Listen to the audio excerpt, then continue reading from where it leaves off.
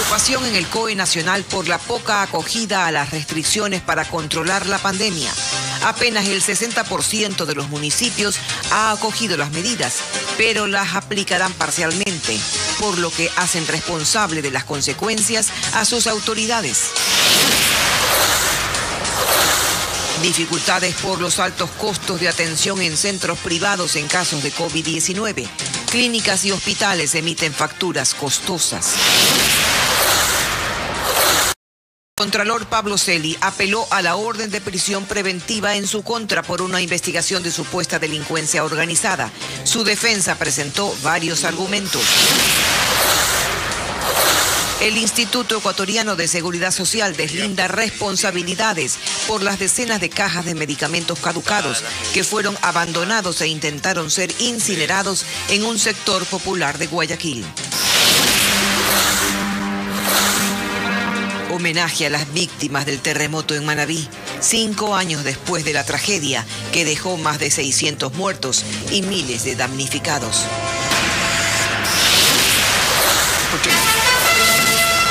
Las noticias en Televistazo con Tania Tinoco y Denise Molina.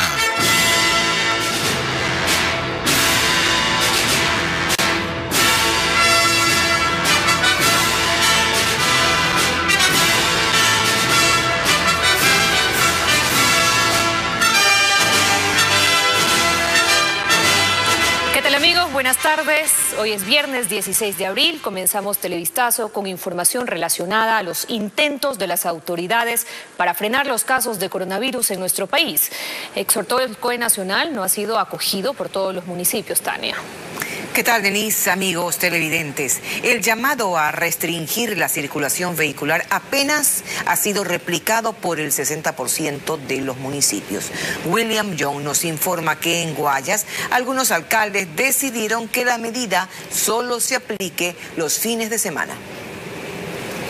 Desde el COE Nacional hay preocupación porque dejar las decisiones a discreción de los municipios no estaría funcionando y los exhortos quedan solo en pedidos. Esto en relación a la poca acogida de la propuesta de que los cabildos ordenen la restricción vehicular en sus jurisdicciones para frenar los casos de COVID-19. El GAT puede tomar o no tomar una disposición del COE. ¿Qué pasa si nosotros obligamos? Mañana un GAT nos puede poner un recurso de protección. Entonces hay que también no descuidar el tema legal porque no todos entienden. Tenemos que tomar medidas estrictamente difíciles pero necesarias. La decisión del COE Nacional incluye 11 provincias, que son las más afectadas por el aumento de contagios y fallecidos por coronavirus. Esmeraldas, Santo Domingo de los Áchilas, Pichincha, Manabí, Los Ríos, Santa Elena, Guayas, Azuay, El Oro, Zamora Chinchipe y Loja. Entonces hay un 60-70% de GATs que han aceptado lo del COE Nacional y les agradecemos, pero todavía existen otros GATs que todavía no se han pronunciado. Para el presidente de la Asociación de Municipalidades de Guayas y alcalde de Durán, Dalton Narváez, la situación sanitaria es crítica y parecería que en este tema no hay unidad de criterios. Aunque en su cantón sí acogerá la disposición nacional, cree que cada uno responde a la situación específica en su ciudad. Sería lo más factible, lo más favorable para controlar el virus, pero cada alcalde decide en su cantón y eso ya nosotros no podemos imponerlo. Ellos hablarán en su jurisdicción lo que han hecho o tienen que hacer para contrarrestar el virus del COVID. En otros cantones de Guayas, como Daula y San Borondón, la restricción no será todos los días y solo se aplicará los fines de semana. La misma norma, pero aplicada de forma distinta a algo que, según el COE Nacional, no logrará los resultados esperados. Familiares de pacientes con COVID-19 denuncian costos excesivos en los hospitales y clínicas privadas que atienden la pandemia. Según la Defensoría del Pueblo, en algunos hospitales incluso se estaría pidiendo garantías de más de $30.000. La entidad pide al gobierno que se establezcan techos de valores. Carla Delgado nos cuenta. El COVID-19 es una enfermedad que trae angustia a los pacientes y sus familiares, quienes no solo tienen que lidiar con la incertidumbre propia de la enfermedad, sino con los costos que ésta genera. Ana Aguilar cuenta que su esposo se contagió y para ingresarle a un hospital privado le pidieron una garantía de $10,000, pero como no tenía debió hacer un préstamo. Indica que durante las primeras 11 horas de permanencia en esta casa de salud ya tenía una cuenta de $2,000, factura que además el hospital se negó a desglosar. Frente a estos costos decidió llevarla a un hospital público. Allí, a pesar de recibir todas las atenciones, su esposo falleció luego de varios días. Ana indica que la casa de salud privada se negó a entregar de forma inmediata la garantía, dinero que necesitaba para cubrir los gastos funerarios. Por lo menos que se controle cómo se cobra. Nosotros no somos pacientes, somos clientes y no hay calidad humana. Pero no es un caso. Los altos costos hacen que muchos familiares peregrinen junto a sus enfermos y deban acudir al sector público. Sin embargo, sí es indignante pensar que cuando usted va a una clínica privada, le piden ahora cerca de 15 o 20 mil dólares en efectivo para poder ingresar a nuestros parientes. Ni siquiera aceptan tarjetas de crédito, no aceptan voucher, no aceptan nada. Desde la Defensoría del Pueblo también se cuestiona el sistema de salud privado, pues las garantías y costos son exorbitantes. Estamos hablando de tarifas de 3.500 diarios para tratamientos de COVID e inclusive con las garantías que superan los 20, 30 mil dólares o 40 mil dólares para poder acceder o para poder permitirle que una persona contagiada por el COVID pueda acceder al tratamiento en un hospital o clínica privada.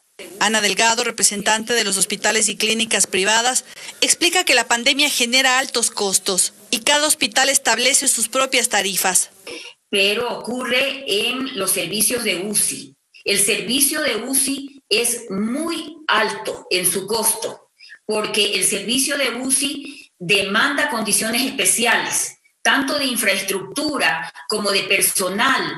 Mientras que el Defensor del Pueblo exhorta al gobierno a establecer un techo de costos. Que declare de servicio público a clínicas y hospitales privados, de servicio público. Eso quiere decir que tanto clínicas y hospitales privados deben, para pacientes con COVID, manejar otro tipo de tarifario mínimo, indudable, que reconozca sus costos. Asegura que al momento no existe una entidad que la regule, por lo que cada vez son más inaccesibles.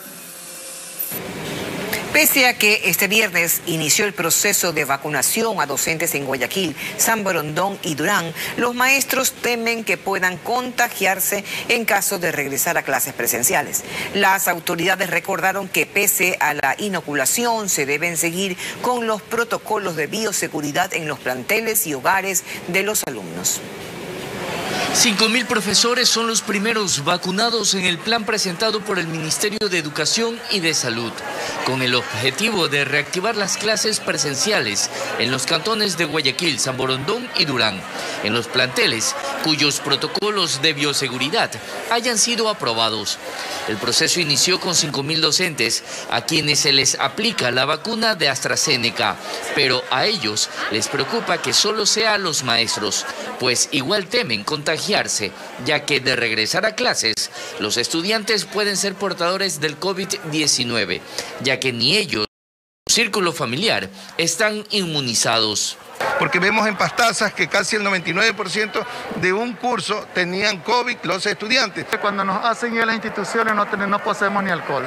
Entonces tenemos que nosotros mismos llevar o pedir a los padres de familia.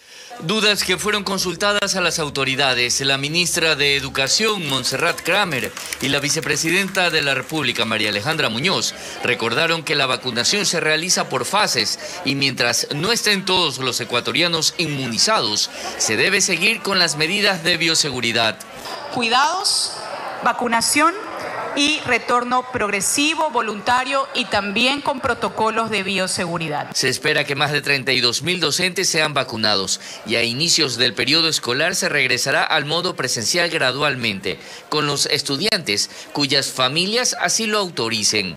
Las funcionarias informaron además que ya se ha iniciado la transición de funciones con las futuras autoridades con el fin de que se sigan los protocolos implementados en los planteles públicos y privados. Este viernes, familiares de personas mayores de 90 años acudieron a los centros de vacunación en Quito en busca de un turno. El proceso de vacunación se normalizó, las filas y aglomeraciones de personas disminuyeron en relación a este jueves. Paul Romero recorrió varios centros de vacunación. La aglomeración de personas en el centro de vacunación del Colegio Benalcázar, en Quito, disminuyó este viernes. Acudieron a la vacunación contra el COVID-19 las personas de la tercera edad que recibieron la notificación correspondiente del Ministerio de Salud. El proceso fue ordenado. Los adultos mayores recibieron la primera dosis de la vacuna según los horarios establecidos. Sin embargo, al centro acudieron familiares de personas mayores de 90 años que no han sido contactadas para buscar un turno. Esto tras la decisión del gobierno para que este grupo vulnerable pueda ser inmunizado sin cita previa pasadas las 15 horas. He llamado varias veces. No, ya le vamos a dar la inscripción. Y ya le vamos a dar la autorización para que le vacunen. Y hasta la vista, señor. Me parece que es una burla. Imagínese una persona de 102 años. Pero también acudieron personas con discapacidad, quienes solicitaron al gobierno que les incluyan en esta fase de inoculación. Señor presidente, acójame a mí. Usted también está en el mismo dolor. Por favor, que nos vacunen pronto a los discapacitados. Para evitar nuevas aglomeraciones, en las puertas de los centros de vacunación se pegó un comunicado con la información sobre la asistencia de personas mayores de 90 años. Del Ministerio de Salud hubo una campaña de desinformación en redes sociales con mensajes falsos.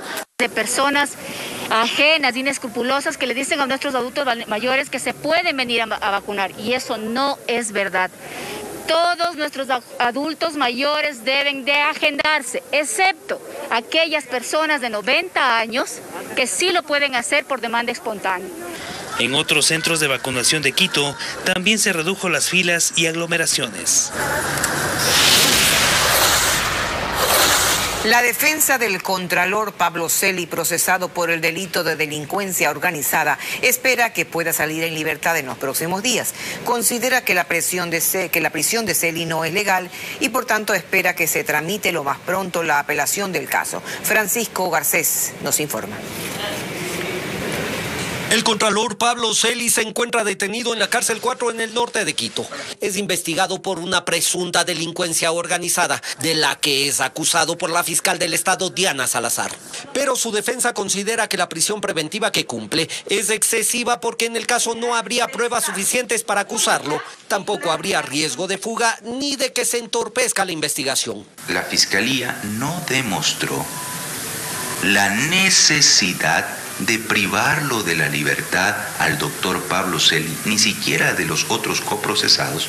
Entonces yo creo que se viola los derechos humanos, la dignidad de las personas. Por eso apeló la decisión del juez y se espera que la próxima semana se conforme un tribunal en la Corte de Justicia que analice el caso y cambie la prisión por otra medida que Celi deba cumplir mientras dura la investigación fijada inicialmente para 90 días.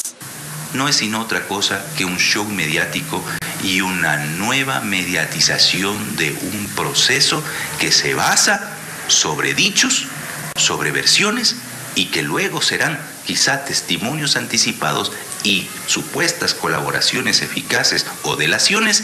Mientras tanto, Celi mantendrá su cargo de contralor y por lo pronto pidió una licencia de 60 días sin remuneración. Luego, pues, él será el que tome las decisiones sobre respecto de su cargo. Celi, al igual que el exsecretario presidencial José Augusto y otras 6 personas, están investigadas por la Fiscalía, supuestamente por formar parte de una red de delincuencia organizada que actuaba en Petroecuador y en la Contraloría.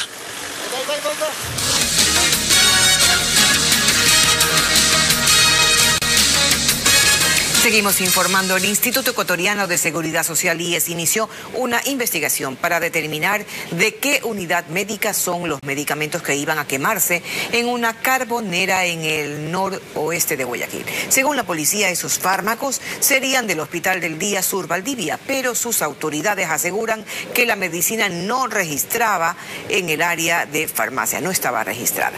Diego Cuenca nos describe cómo encontraron el cargamento de medicina que presuntamente estaba caducada.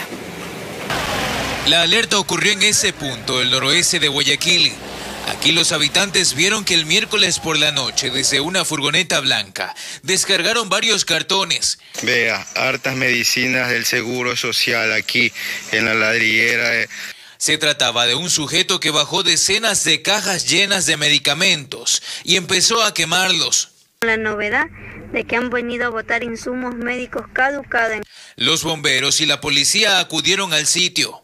Aproximadamente unos 25 cartones que contenían varias medicinas presumiblemente caducadas, y que la información decía dispensario Centro Clínico Quirúrgico Ambulatorio Hospital del Día Valdivia. Los medicamentos encontrados son los siguientes. La gente muriéndose por allá, medicinas, y aquí botadas las medicinas, quemándose. Los medicamentos habrían caducado en noviembre del año pasado y, según información del fármaco, pertenecerían al Hospital del Día Sur Valdivia de Guayaquil. Pero su director administrativo, en un informe, asegura que la medicina no consta en el repertorio de medicamentos que ingresaron al área de farmacia, y si no es así tendrán que determinar a qué unidad del IES pertenecen. En el documento, Ralph Asaf, director administrativo, indica que al no contar con información más detallada, hemos procedido a trabajar con los nombres de medicamentos mencionados en los noticieros. Los rótulos que aparecen en redes sociales no pertenecen a los formatos de esta unidad médica. La investigación continúa dentro del Hospital del Seguro Social, pero no sería la única vez que intentan quemar fármacos. Los moradores indican que tal vez unas 2 ocasiones más ya lo hicieron en el rango de unos 15 días. Las autoridades del IES han mencionado que en las próximas horas darían más detalles sobre las medicinas encontradas. Habitantes de una parroquia rural de Cuenca, esto en Azuay, desde hace 2 meses están aislados debido a una falla geológica que existe en la zona y que destruyó la principal vía de acceso a la comunidad. Piden a las autoridades ayuda y que se reconstruya la vía. Es lo que queda del principal camino de ingreso a la parroquia rural Chauyabamba, en el norte de Cuenca, luego de que una falla geológica registrada desde hace 10 años se activara en febrero y destruyera la vía. A diario los moradores se arriesgan a pasar por este camino e incluso diseñando medios para poder caminar y no sufrir algún accidente, ya que la mayoría de pobladores son personas de la tercera edad y existe un camino alterno, pero le toma entre 1 hora y hora y media, por lo que han optado por seguir usando la vía en mal estado, que se complicó desde hace 2 semanas. Aquí ya prácticamente hemos perdido las viviendas, como unas 7 u 8 viviendas. Los terrenos, como ve y como está, ve todito esto por aquí, está hecho gradas, pozos de agua, lagunas. A la autopista o para llegar acá a la casa, damos la vuelta por Norte y al llegar acá. Que se va ampliando de lado a lado, que no vamos a tener miedo, pues sí, que nadie no nos tome en cuenta. Los moradores aseguran que la falla se agrava por una tubería de agua potable y una válvula que estaría generando que el agua se filtre, haciendo que el terreno sea inestable, por lo que hacen un llamado a las autoridades. Hay lagunas de agua y no es posible que ya esta temporada, que está más de un mes, la sequía, siga habiendo el agua. Entonces, sí quisiera que hicieran un análisis del agua, porque este agua debe ser con cloro. Por lo que piden ayuda a las autoridades, ya que temen que la falla siga extendiéndose y afecte a las casas de la zona.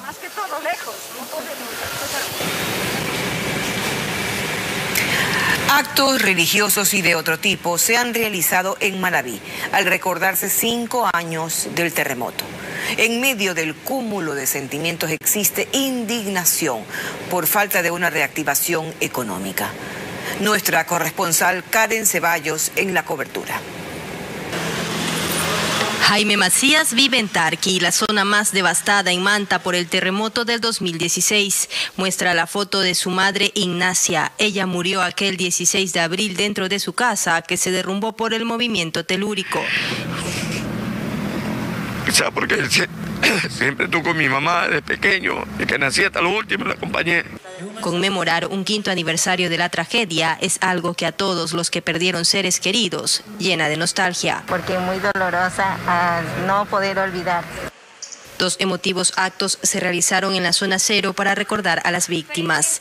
Pero es imposible no hablar también de que hay una reconstrucción y reactivación inconclusas. ¿En qué porcentaje se ha podido reactivar Tarqui? Alrededor de un 30%. No es mucho porque todavía no hay ninguna estructura, ningún proyecto, ¿no? Los 3.500 millones de dólares que se recogió de todos los ecuatorianos aquí no llegó. El alcalde de Manta reconoce que con la actual pandemia se retrasaron proyectos. Tarqui Los Esteros fase 2, que está en el portal, que esperamos ya en el mes de junio inicie su contratación. Como son licitaciones internacionales, tardan como 6 meses. Uno de los asambleístas electos por Manabí insiste en que no es tarde para fiscalizar los recursos de la reconstrucción. Que se hagan responsables los que en su momento cometieron el acto reprochable, miserable también, por llamarlo de alguna manera, de haber ocupado estos recursos para sus fines particulares y personales. Son 5 años de aquel minuto que no solo dejó ruinas en gran parte de Manabí, su huella persiste en las familias que quedaron incompletas, las que hoy recuerdan con más nostalgia a las víctimas del terremoto. Hubo ofrendas florales en Manta, Portoviejo y Pedernales. Bueno, y es que recordemos que hace 5 años tembló la tierra. Un terremoto de 7.8 grados frente a las costas de Manabí provocó gigantescos daños de infraestructura y mató a cientos de personas. Recordemos esos momentos que fueron de dolor, pero también de esperanza, de solidaridad en un en Artieda.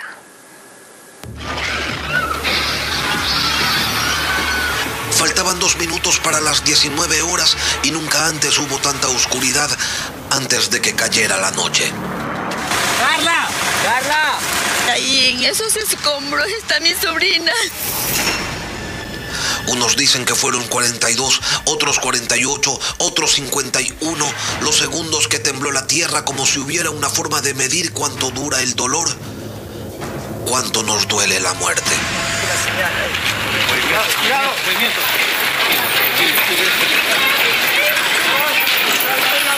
De 7.8 fue la magnitud del sismo. El epicentro fue frente a las costas de Manabí, pero el daño era infinito. Más de 600 personas murieron, miles quedaron heridas. Hubo lugares en donde se destruyó casi todo. 80.000 personas fueron desplazadas, 350.000 quedaron en necesidad de ayuda humanitaria. Quédate acostada, no te levantes. Quédate acostada, no te levantes. No te levantes. Tranquila.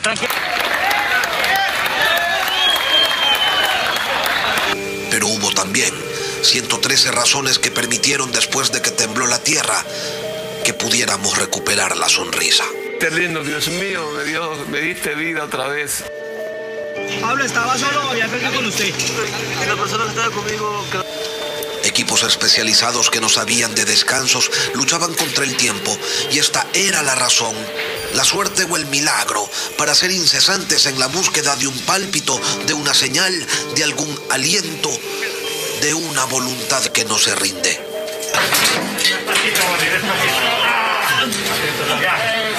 El país entero se unió ante la tragedia.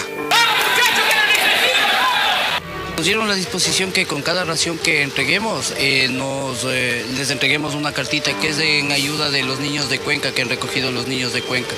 Y es para entregarle a cada familia, es como incentivo que ellos han mandado de Cuenca, en solidaridad de todo el país. Y a distintos ritmos se comenzó a levantar. Gracias a Dios no nos pasó nada. Se cayó la casita, esa sí se cayó.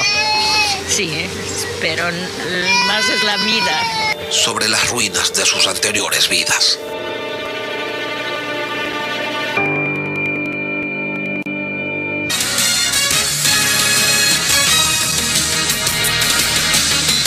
Seguimos informando en Manta y agentes de inteligencia investigando para localizar a los responsables de las últimas muertes violentas en este cantón manabita. Los asesinatos tienen como factor común el uso de un fusil. Anoche 2 hombres murieron por disparos de este tipo de armamento militar. El más reciente atentado ocurrió anoche en el barrio Jocay, al sur de Manta. 4 jóvenes estaban en la calle cuando un taxi se acercó. Del vehículo se bajaron individuos que dispararon sin piedad, lo que produce la muerte de 2 de ellos. Los cadáveres quedaron en la vereda y en la calzada. Y más un muchacho tranquilo y el otro sí no sé, porque no lo conozco. Toda la gente aquí está en su casa y oyó los disparos, la cantidad de tiros y vino. resultaron heridos y fueron asistidos por bomberos que los llevaron a una casa de salud donde están fuera de peligro. Los entregamos con vida, con algunas laceraciones, creo que había unas heridas de bala sin salida en alguno de ellos. En la escena del crimen se hallaron 26 indicios balísticos. Los 2 asesinados no registran antecedentes penales, pero uno de ellos tendría acercamientos con una banda delictiva. Así lo informó el comandante zonal de policía Fausto Buenaño, quien resaltó que una de las armas sería la misma de calibre .223 de uso bélico utilizada en otro asesinato esta misma semana, lo que hace sospechar que se trataría del accionar de una misma organización. Son 4 personas que andan armados con fusil de largo alcance y la otra es calibre 5.25, es de una pistola. Personal de inteligencia llegó desde Quito para apoyar la investigación en torno a estos asesinatos en Manta, donde se cuentan 4 días consecutivos con atentados criminales. El cantón se acerca a una veintena de muertes violentas en lo que va del año. Una nueva muerte violenta se registró anoche en el cantón Daule, en Guayas. Allí un hombre murió después de ser baleado por sujetos que se movilizaban en una moto. Agonizando sobre la calzada quedó el cuerpo de un hombre de 36 años, quien recibió al menos 7 disparos. El violento hecho ocurrió en el sector Patria Nueva de Daule, en Guayas. La víctima fue atacada en la esquina de su casa mientras caía una fuerte lluvia en el lugar. A la emergencia acudieron agentes de policía y una ambulancia con paramédicos, que trasladaron al hombre en condición crítica hasta un hospital, donde minutos más tarde se comprobó su deceso. Su madre indicaba que ellos viven en la esquina donde fue ocurrido el hecho y había escuchado varias detonaciones y al salir se percató que se encontraba su hijo sobre la vía y de igual manera había observado una motocicleta color blanco con 2 ocupantes que salía del hecho. Al sitio también acudieron agentes de la DINASET, quienes realizaron las investigaciones para dar con los responsables de este hecho violento. Los familiares en las entrevistas no han sabido dar mayor información. Igualmente el clima, como ustedes ven, se encontraba aún en lluvia, no existía testigos aquí en la calle, únicamente los familiares que escucharon las detonaciones y encontraron con dicha novedad, pero las unidades especiales están encargando de recabar información para poder aportar a la investigación. Familiares del fallecido llegaron hasta el hospital para retirar el cuerpo, pero evitaron dar declaraciones a la prensa. Así llegamos al final de esta emisión de noticias. En la noche siempre habrá más. Denise. Siempre televistazo de las 19 horas. Viene el fin de semana. Cuídese, quédese en casa. Salga lo estrictamente necesario. Estamos en medio de una pandemia. Bien dicho.